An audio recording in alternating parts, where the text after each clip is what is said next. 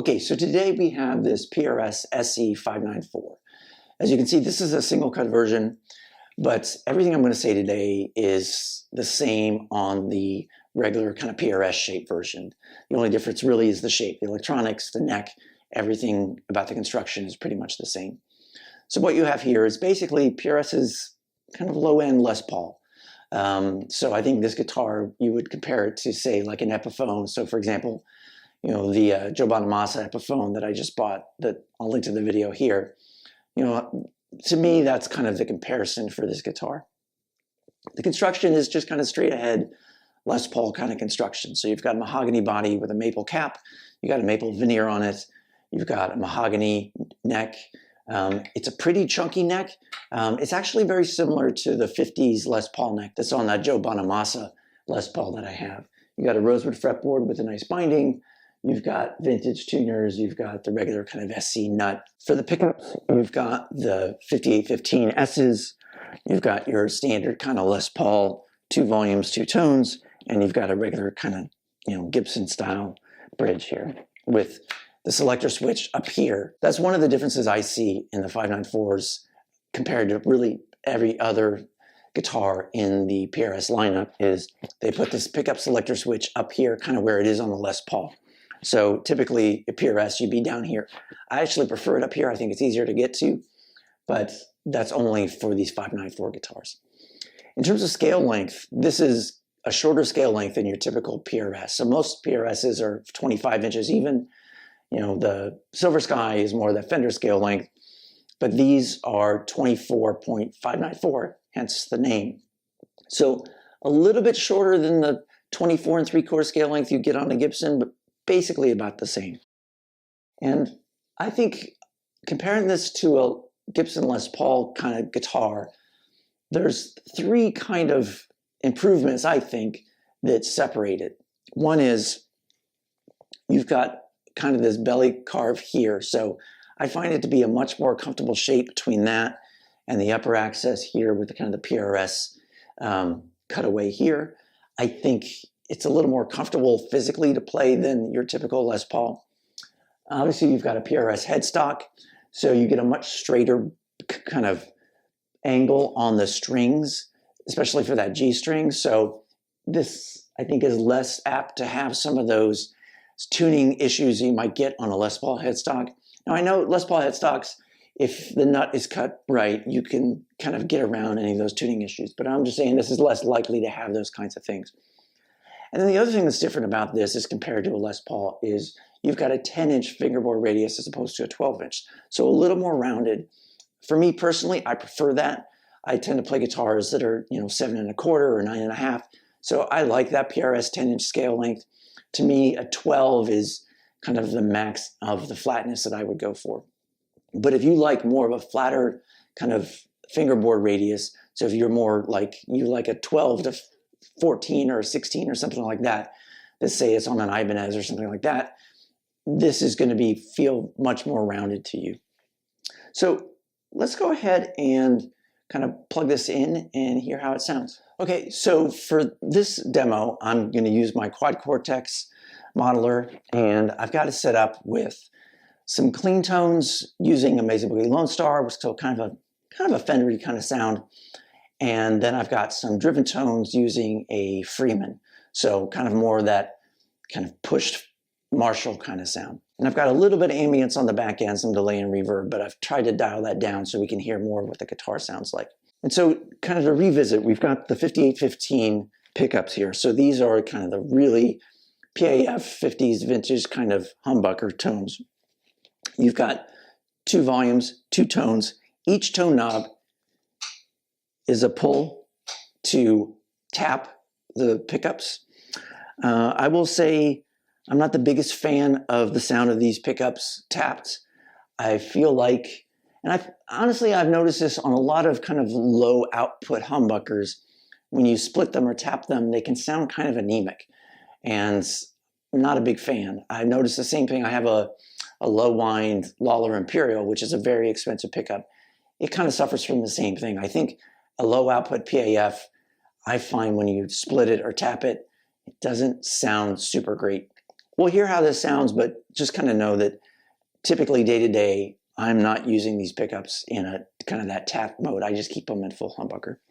So let's go ahead and we'll start on the neck pickup, and we got a clean tone here, and it sounds like this.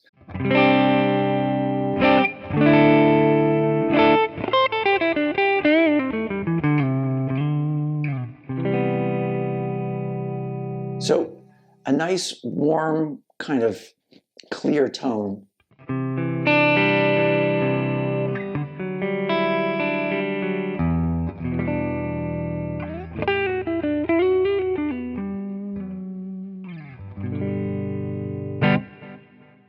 If we go ahead and tap that pickup,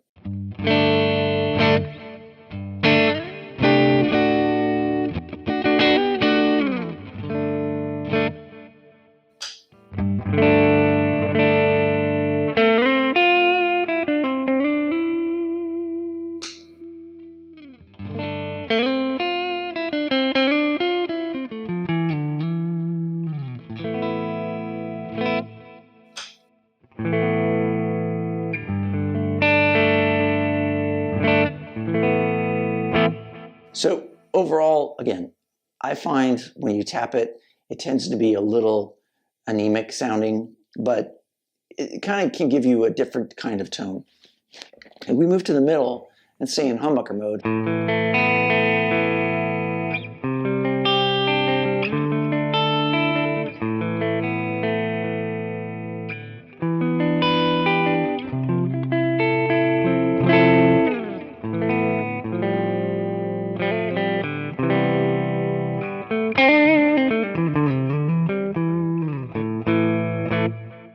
So let's go ahead and tap both of the pickups. So now we're in the middle with both of the pickups kind of in a single coil mode.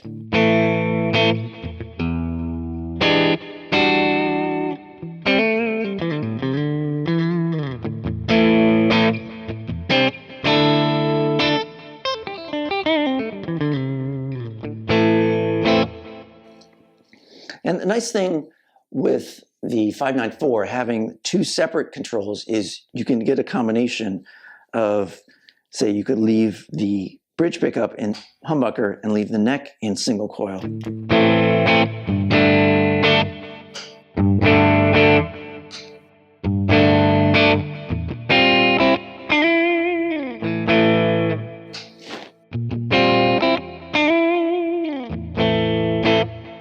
Or you could do the opposite.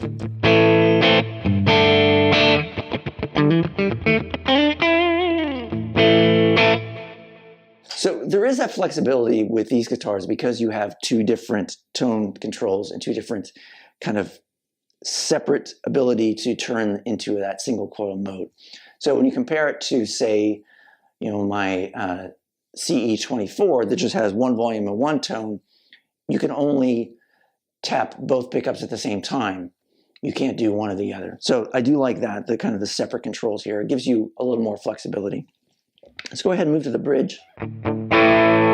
This is humbucker.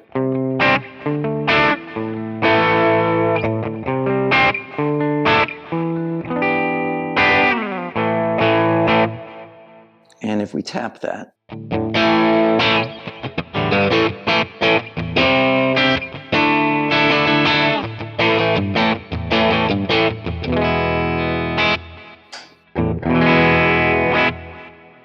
so again, I think by itself, when you turn into single coil mode, I'm not loving it. I tend to keep it in humbucker mode. So let's go ahead and add a little bit of gain.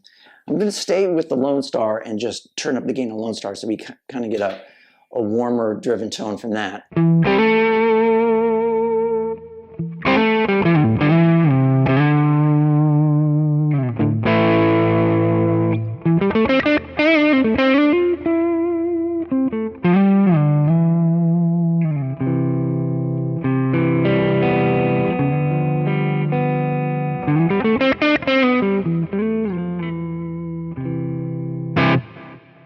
We go to the middle.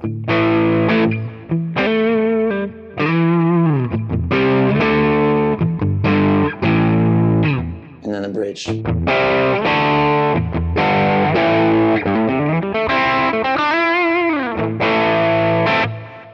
If we go ahead and maybe we'll go to the middle and we'll tap both into single coil mode.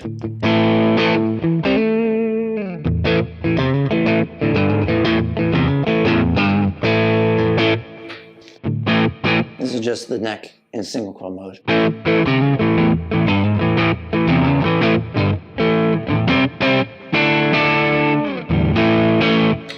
And here's the bridge. Put it back in humbucker. So I like these pickups a lot. I think they have a lot of kind of warmth to them. They definitely lack some of that kind of top end bite that you get from the 8515s, and I think that's deliberate. So personally, I prefer these much more. I think I'll do a separate video where I'll compare these directly to the 8515s that are in my CE. I think it'll be interesting to hear kind of where each one excels. But I think for my taste, these are much warmer and fuller. Maybe they lack a little bit of the clarity of the 8515s, but they don't have some of the harshness on the top end. So let's go ahead and go into a kind of a driven tone with the Friedman model. And we'll stay on the bridge.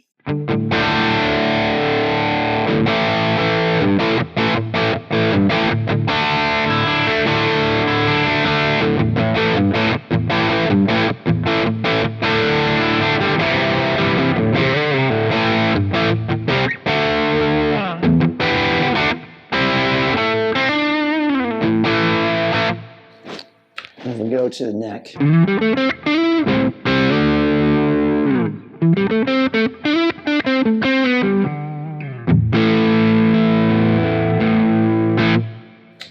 Let's add a little more gain.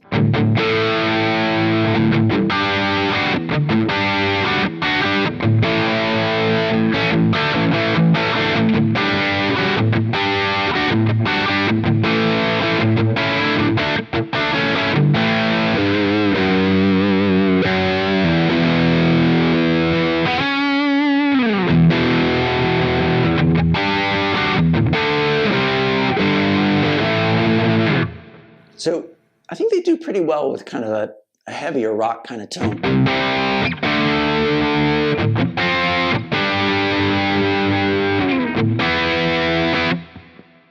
And I think maybe if we push this into kind of more of a metal kind of tone, I think maybe these pickups, you might see them start to get muddy. But I think if you keep it kind of in this Marshall-y hard rock kind of thing, I think they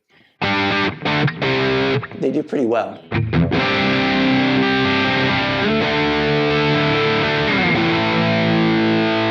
Let's go ahead and kind of do a lead tone here.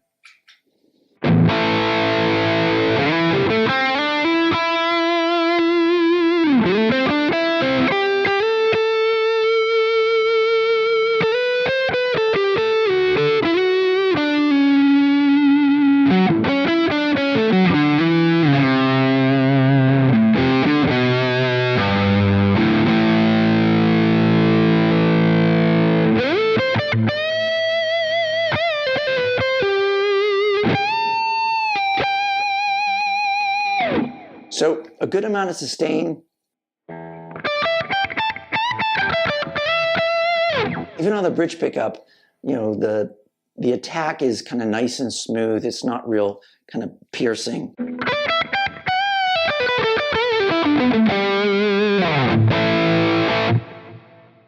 I think overall,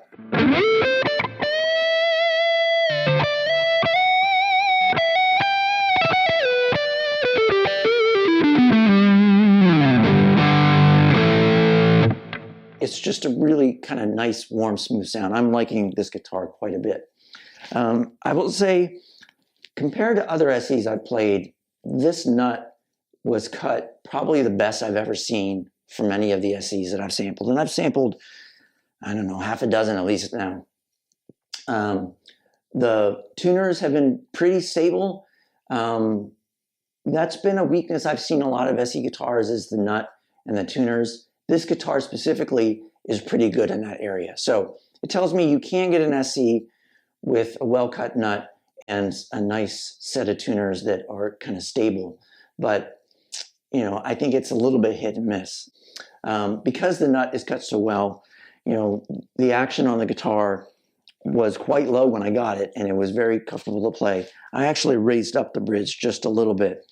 There's a couple of frets up here that aren't perfect, meaning there's one or two frets that are maybe just a tad higher than the ones next to them. And so with Action Super Low, it was, I was getting a little bit of, not buzz, but there was a little bit of harmonics getting added as the string would maybe bump against the fret if I was fretting, in certain areas. But just bringing it up just a tad fixed that, and it took away any of that kind of unpleasant harmonics that were going on. So I think overall the fretwork is really nice. There's no kind of fret end sticking out. I think they are pretty even, but it wasn't perfect. Overall, like I said, I'm really happy with this guitar. I'm liking it quite a bit. It has kind of become one of the main guitars I pick up when I go to play. I like the warmth. It's really comfortable to play. The neck is pretty thick. It's, like I said, it's very similar to the Joe Bonamassa 55 Les Paul that I just bought from Epiphone. It has that kind of 50s Les Paul kind of neck, so it's pretty chunky. So if you're looking at, some of the Epiphone Les Pauls and other kind of affordable import Les Paul style guitars, I would really encourage you to check this out. I think it's a very nice kind of vintage tone, comfortable to play. It looks good. I think it competes really well against what you're going to get from Epiphone in this price range or any of the other, maybe like a Sire L7, I think is the model that's kind of the Les Paul. I think you'll get a lot of similarities. Anyway, I hope you found this helpful, and thanks for watching.